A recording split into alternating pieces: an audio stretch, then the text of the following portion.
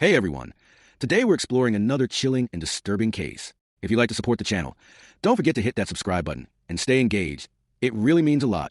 I truly appreciate it. Now, take a deep breath and let's dive in.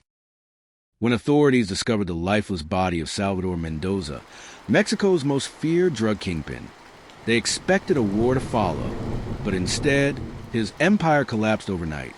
Why? Because the people who killed him weren't enemies.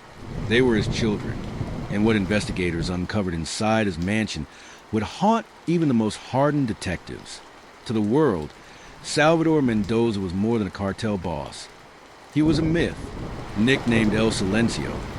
Because he never raised his voice before killing a man, Salvador built a billion-dollar cocaine empire out of Sinaloa. He was brilliant, brutal, and untouchable. He never trusted anyone outside his family. His wife, Isabella, and their 3 children, Mateo, Camila, and Julian, were his inner circle. He said they were his only weakness. But Salvador didn't raise a family. He bred soldiers. Behind closed doors, Salvador ruled his home with the same cruelty he used in the streets. And it would become his fatal mistake. On the night of January 12, 2021, Salvador was found dead inside his luxurious villa, deep in the hills of Mazatlan. 3 bullets in the chest, 1 between the eyes. There was no sign of forced entry, no alarms triggered. Only one camera in the mansion was working, and it showed his son, Mateo, walking into the master bedroom at 2:46 a.m. By morning, Salvador's body was cold, and every trace of his $900 million empire, his ledgers, his lieutenants, his offshore accounts, had gone dark. Someone had shut it all down from the inside. At first, authorities assumed it was a rival cartel hit, but something didn't add up. There were no messages left behind, no dismembered body parts. Hallmarks of cartel revenge. The security detail had all vanished without a single call or warning. And most damning of all, Salvador's personal firearm, always kept by his bedside, was missing. A full sweep of the estate revealed hidden cameras, panic rooms, and a secret basement. Inside were thousands of surveillance tapes, going back over 15 years. But when investigators checked the footage of the week of Salvador's murder, everything had been wiped, except for one clip, a short, grainy video. Salvador, alone, sitting in his study, looking directly into the camera, and saying only one sentence. "If I die, it was one of them." As police began questioning the family, cracks appeared instantly. Isabella, the elegant, stoic wife who had stood by Salvador for 25 years, refused to speak. Camila, the youngest child and only daughter, hadn't been seen in weeks. And Julian, the quiet middle son, had disappeared across the border just 2 days before the murder. But Mateo, the eldest son and presumed heir to the cartel throne, stunned the world by walking into a police station and confessing. But it wasn't just a confession. It was a revelation. He wasn't a father. He was a monster. We didn't kill him for power. We killed him to survive. According to Mateo, Salvador had abused the entire family, physically, emotionally, and in Camila's case, sexually. He claimed the siblings made a pact 3 years ago that if Salvador ever touched Camila again, they would kill him together. And the most shocking part? He wasn't lying. Investigators soon uncovered recorded conversations, handwritten notes, and burner phone messages between the 3 siblings planning the murder. It wasn't a spur-of-the-moment attack. It was a calculated, coordinated assassination by his own children. Within 24 hours of Salvador's death, his entire network disbanded. Lieutenants either vanished or were assassinated. Drug routes were burned. Bank accounts drained. The Mendoza cartel, which had ruled for 30 years, ceased to exist in a single weekend. The question wasn't how Salvador died anymore. The question was who else helped him do it. And more terrifyingly, what happens next. 2 weeks after Salvador's death, a video surfaced on the dark web. It showed Camila Mendoza, alive, speaking directly to the camera. "We did what the world never had the courage to do. But if you think this is over, you don't know what my father left behind." Suddenly, this wasn't just a family tragedy. It was a ticking time bomb. Because Salvador may be dead, but his legacy is about to rise from the grave. When the video of Camila Mendoza surfaced online, looking directly into the camera, calm and cold, it sent a message across the criminal underworld. If you're watching this, my father is dead, but he left something behind. Something none of you are ready for. She didn't say where she was. She didn't say what Salvador left behind. But intelligence analysts spotted something strange. A pattern of blinking lights in the background, barely noticeable. A Morse code, decoded. It translated to two numbers. Lat 15.4354/lon, minus 90.1322. A remote location in the highlands of Guatemala, miles from any roads. Just jungle. When an elite police task force was sent in, they found what looked like an old weather station, but underneath it was a vault, and what was inside would ignite a firestorm across Latin America. Inside the concrete vault was a steel case. Inside the case, 5 external hard drives, 6 passports, each under different names with Camila's photo, $2.4 million in cash, a burner phone, and a leather-bound journal, sealed with Salvador's ring. The hard drives contained names, photos, bribe records, phone recordings, and GPS tag footage. Salvador hadn't just run a cartel. He had infiltrated the government. Over 40 judges, 22 military officials, and dozens of politicians, some still active, were listed with details of what they were paid, what they covered up, and what they helped him do. One senator's name appeared 93 times. Next, the notes about trafficking young girls for private parties. It was blackmail gold. But the real horror was in the journal, because inside were entries written by Salvador himself about his children, his crimes, and a final plan called Resurrección.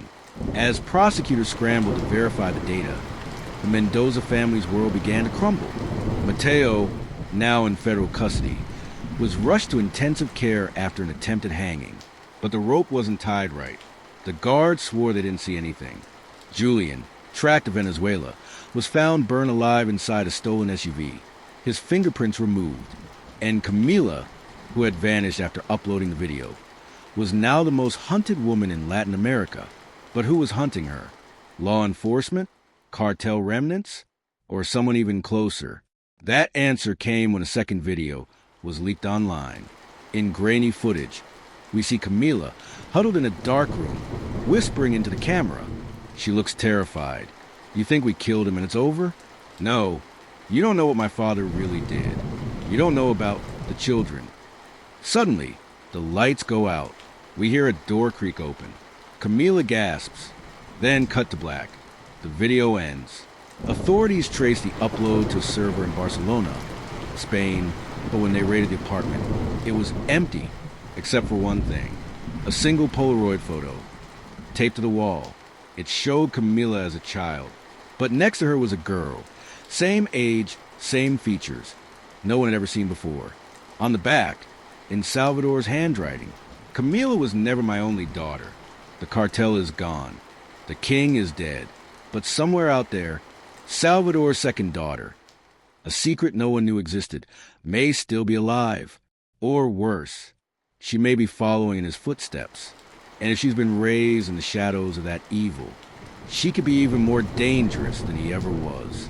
Authorities once believed Camila Mendoza was Salvador's only daughter, the princess of a blood empire. But now, investigators are forced to face a chilling new truth. There was another, a girl born in secret, raised in shadows, groomed not to love Salvador, but to replace him. Her name is still unknown. Her face hasn't been confirmed, but they have one blurry image from that Polaroid Camila left behind. 2 girls, same age, same eyes. One became the victim. The other may become the next cartel queen. Interpol, Mexican intelligence, and 2 private black ops teams began digging through every known alias Salvador used across Latin America. And that's when they found something horrifying. In 1997, Salvador purchased a compound deep in the Colombian jungle under the name Victor Rojas. It wasn't listed as a home. It was registered as a private orphanage. But no children were ever officially adopted. No one went in. No one came out. Satellite images in the past 20 years showed the compound expanding, with armed guards patrolling the perimeter, until it went completely dark in 2018. No one knew what had happened there, until they found a diary in the vault. Not Salvador's, a child's. Inside were crude drawings, dated entries, repeated phrases like, "Today I learned how to shoot. Today I was punished for crying. He said I'm stronger than Camila." Investigators believed this was a secret daughter. Trained in isolation, brainwashed to believe Camila was weak and that she was Salvador's true heir. They believed she was created for revenge. Over the next several weeks, multiple cartel killings erupted across Mexico and Central America. But there was a strange pattern. None of the victims were current cartel leaders. Every target was a former Mendoza ally, people who had betrayed Salvador. All were killed the same way, shot once in the eye, then their bodies burned, and next to each victim, a single word carved in wood, Leo, loyal. Authorities feared the return of the Mendoza cartel. But one piece of evidence changed everything. CCTV footage from a gas station in Guatemala. A young woman, mid-20s, black baseball cap, no fingerprints, no known ID, buying fuel. Her face triggered a facial recognition match. 99.6% match to Camila Mendoza. But Camila was still in hiding in Europe. This wasn't Camila. This was the sister. And she was eliminating anyone who ever wronged their father. Mateo, still in protective custody, was shown the footage. He sat frozen for 6 minutes, then whispered. He told us she didn't survive childbirth. He lied. Of course he lied. For years, Salvador had convinced his first family that his second daughter had died at birth. But in reality, she was stolen away and raised under total psychological control. She didn't grow up with music or love or friends. She grew up with guns, silence, and one mission: protect his name, avenge his blood. Isabella, the matriarch, broke her silence after hearing the news. In her first recorded testimony, she said, "I always felt there was something more. I just never thought he would create a replacement in case we turned against him." Inside one of the recovered hard drives, a file was unlocked, labeled simply Resurrección. It contained dozens of documents, coordinates, videos, and one terrifying mission blueprint. A timeline with dates. The last date was 6 weeks from now, labeled Phase 4 Ascension. Next to it was a final line of text. Encrypted, when decoded, it read, "One dies, one hides, one rises." Investigators believe this refers to Julian, the brother who was burned alive, Camila, the sister in hiding, and the secret daughter, the one Salvador trained to rise. Now, they must stop her before she unleashes whatever Phase 4 truly means. But the problem is, no one knows where she is. And worse, she knows exactly where they are. Buried deep in one of Salvador Mendoza's encrypted hard drives was a folder labeled Resurrección, a final operation he designed before his death. At first, investigators assumed it was another trafficking or laundering scheme. But what they found instead was a systematic blueprint for psychological revenge. It outlined 3 stages: disintegration, destroy the family from within; extraction, hide the heir, train her; erasure, eliminate all internal threats; ascension, rebuild the Mendoza name from the ashes. And each phase had timelines, names, and contingencies, including what to do if Salvador was killed. He knew they might betray him, and he weaponized his own death as a final trigger. The final line of the document chilled even the most seasoned agents. You don't need to be alive to win. Interpol, DEA, and elite intelligence units began connecting dots. They believed the secret daughter, codename Alma, meaning soul in Spanish, is Salvador's final soldier, a human time bomb. Over the past 4 months, 8 former Mendoza defectors have been eliminated across 3 countries. 2 high-profile officials named in Salvador's ledger have died by suicide. Surveillance footage places Alma near each scene, but no one has been able to catch her face clearly. Each kill is methodical, symbolic, and follows a ritual. 1 bullet to the eye, a wooden carving left behind. Loyalty doesn't forget, and always the whisper from witnesses. She looked just like Camila, but colder, after her warning video and disappearance. Salvador Mendoza had gone completely silent, until recently. In late June, a mysterious call was made to an underground journalist in Portugal. A trembling voice, believed to be Camila, said, "She's not just finishing what he started. She's coming for me. I know what Phase 4 really means. I just don't know how to stop it." Authorities traced the call, but by the time they reached the safe house, it was too late. Inside, they found the remnants of a violent struggle. Blood on the floor, a burner phone smashed, a single bullet lodged in the wall, and written in lipstick across a mirror, "Blood must finish what blood began." But Camila's body was not there. Either she escaped, or she's been taken by her own sister.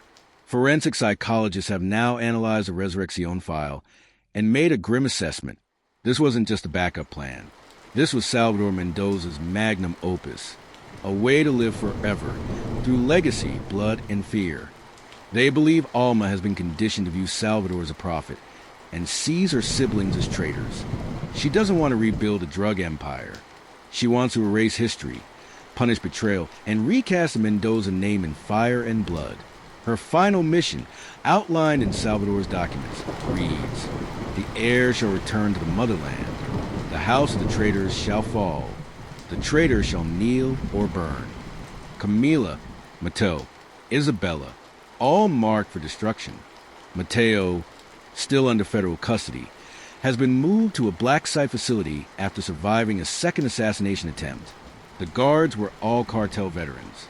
One of them turned, slipped a razor into Mateo's food tray. He used it to carve a message into his own arm before collapsing from blood loss. The message? She's not alone. The meaning? Still unknown.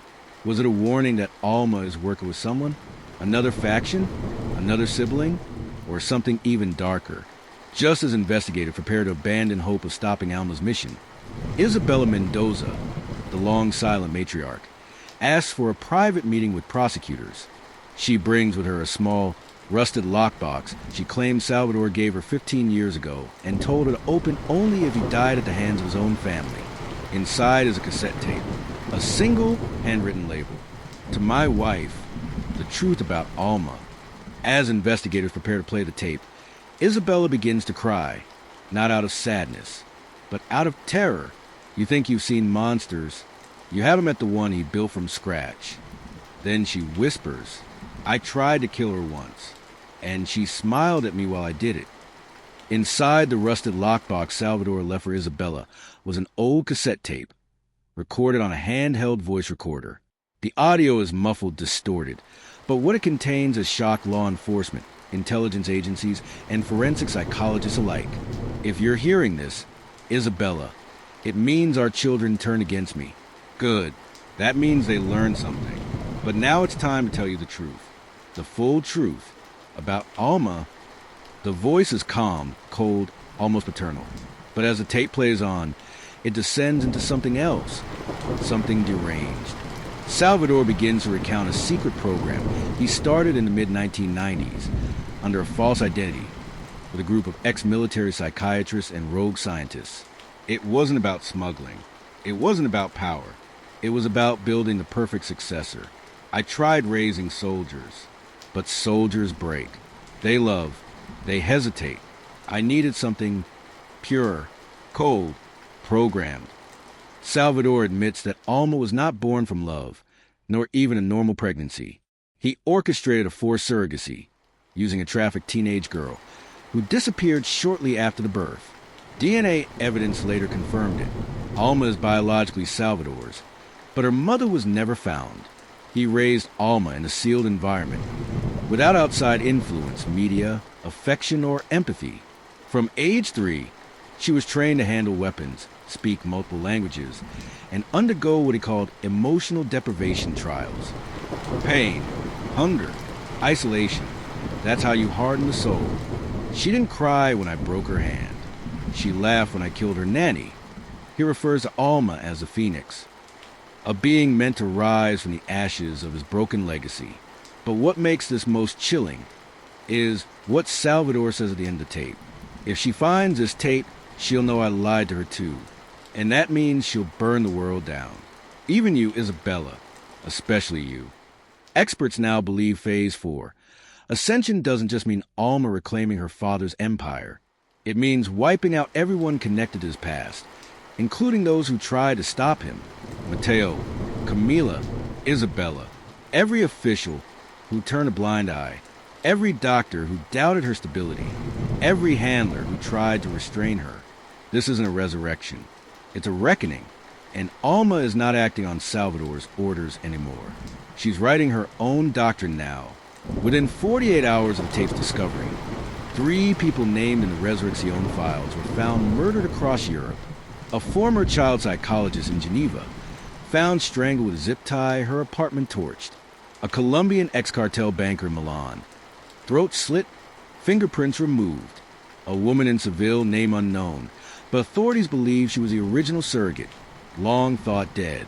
Next to her body was a bloody inscription written on the wall. Mother, liar, traitor.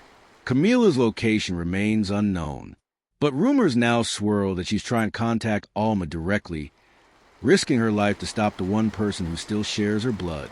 Mateo, now in a medically induced coma, may never wake to see what's coming. Isabella has vanished. The family is falling apart, and the countdown to Phase IV's completion has already begun. Face screaming in fear. Cliffhanger for Part 6. The final location unlocks. Late last night, a new encrypted message was sent to every major cartel watchdog agency. An email, no traceable sender, no metadata. The subject line, the house my father died in. Inside, one video clip, just 11 seconds. A close-up of a wooden floor, a pool of blood, and a hand dragging a body out of frame. Then a voice, distorted and cold. She's not dead. She's with me. And when I bring her home, she will kneel. Camila is alive, but she's now a prisoner of the very weapon she helped create. And the location tag embedded in the video? Salvador's original mansion, the same place as Empire began, and where it seems it will now end.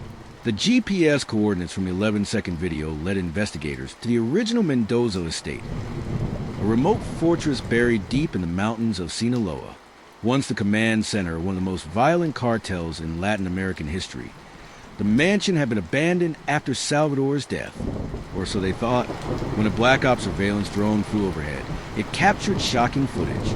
Fresh tire tracks, smoke rising from one of the chimneys, armed guards, masked and moving in military formations, and in the courtyard, Camila Mendoza, alive, bound, kneeling. The image shocked the world. But even more haunting was a figure standing behind her, dressed in black, face hidden, head tilted slightly in a way eerily familiar. The woman who became known only as Alma. 3 days after the footage leaked, a new video was posted to an unlisted server. The title, Traitor Blood. In it, Camila sits in a dark room, bruised and clearly drugged but coherent. She stares into the camera, not begging, not crying, just warning. She's not just dangerous. She's not just angry. She believes she's fulfilling a prophecy. She thinks my father chose her because I was weak, and now she wants to make me prove it. Camila says Alma has been reciting quotes from Salvador's journals aloud. One passage again and again. The one who spills blood reigns. The one who kneels remains. The one who runs dies. Camila ends the video with one last chilling sentence. She's gonna make me kill someone, or she'll kill me instead. The feed cuts out. Inside the mansion, Alma has reconstructed her father's original throne room, complete with cartel flags, Salvador's old weapons, and CCTV monitors showing every corner of the estate. She's forcing Camila to relive their childhood, room by room. The hallway where she was locked in a closet for 3 days as punishment. The basement where she was nearly starved. The study where Salvador watched her sleep. And now, Alma has added something new. A cage. Inside it, a man, unidentified, beaten, crying. A note taped to bars. Kill him. or you'll take his place. A renowned forensic psychiatrist, brought in by Interpol, made a chilling assessment of Alma based on her video behavior and Salvador's tape. We are not dealing with a sociopath. This is a programmed proxy, a biological weapon. She doesn't distinguish fear from loyalty, only obedience from betrayal. Experts believe Alma's entire identity was constructed through trauma bonding, shaped through sadistic reward-punishment cycles, and wired to view Camila's defiance as heresy. Alma isn't trying to inherit Salvador's legacy. She's trying to purify it. As news of Camila's captivity spreads, governments across the Western Hemisphere have offered to launch a rescue mission. But Mexican officials warn that the estate is heavily booby-trapped, with landmines, underground escape tunnels, and a kill switch tied to explosives in the main house. And now, intelligence sources believe Alma is preparing a live-stream event, referred to in encrypted chats as the Final Ascension. They believe this event will be a public execution, a forced confession by Camila, or worse, a ritualized self-destruction of Alma's enemies, broadcast to the world as Salvador's rebirth. A final, encrypted video is delivered to multiple journalists and agencies worldwide. It shows Camila, chained, cry for the first time, as she is dragged into a dark, windowless chamber. Alma walks behind her, whispering, "You've been judged by blood. Now you must answer for it." The door slams shut, and the screen fades to black. Then, one last audio line plays.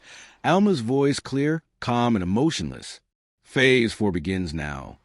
Deep inside the Mendoza estate, a hidden room exists, nicknamed by former bodyguards as La Habitación del Juicio, the Room of Judgment.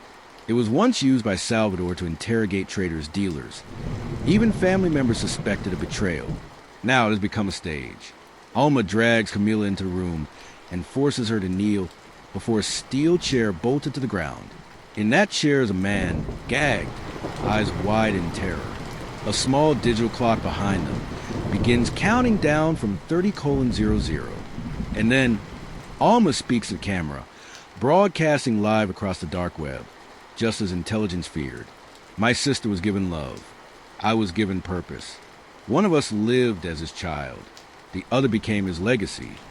She tells Camila that this man, whose name she never reveals, was part of a government task force that greenlit the false flag operation that nearly assassinated Salvador in 2004, and that her father had always planned for her to avenge that betrayal by forcing his first daughter to kill in his name.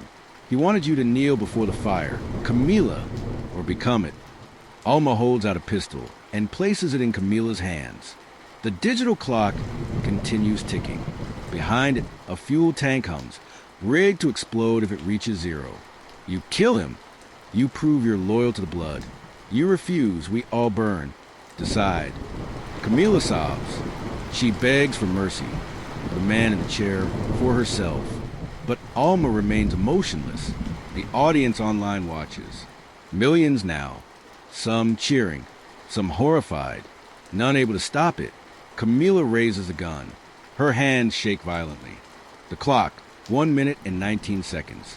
She lowers it. She whispers, "I won't become him." And that's when Alma smiles. Suddenly, armed gunfire erupts from above. Explosions rock the compound. A Black Ops rescue team breaches from all sides, sent by a coalition of U.S. and Mexican forces. But here's the twist. They weren't sent by governments. They were sent by Mateo. Against all odds, Mateo had survived his coma, using a secret failsafe Salvador once boasted about, a deep cover agent embedded in Alma's circle. Mateo arranged to take down himself. The agent? The man in the chair. He was bait. Chaos erupts. Guards fall. Rooms ignite. Camila is dragged from the chamber by a masked operative just as the room explodes behind her, killing 2 of Alma's elite guards. But Alma, she's already gone. She disappears into a hidden tunnel beneath the estate, the same one Salvador used to escape an assassination attempt in 2003. All that's found is a single video playing on repeat in the state surveillance room. You chose mercy, sister. That makes you weak. And now the world will see what strength looks like. Despite the compound's destruction, Alma's body is never recovered. No DNA, no trace. Camila is flown to a secure hospital under international protection.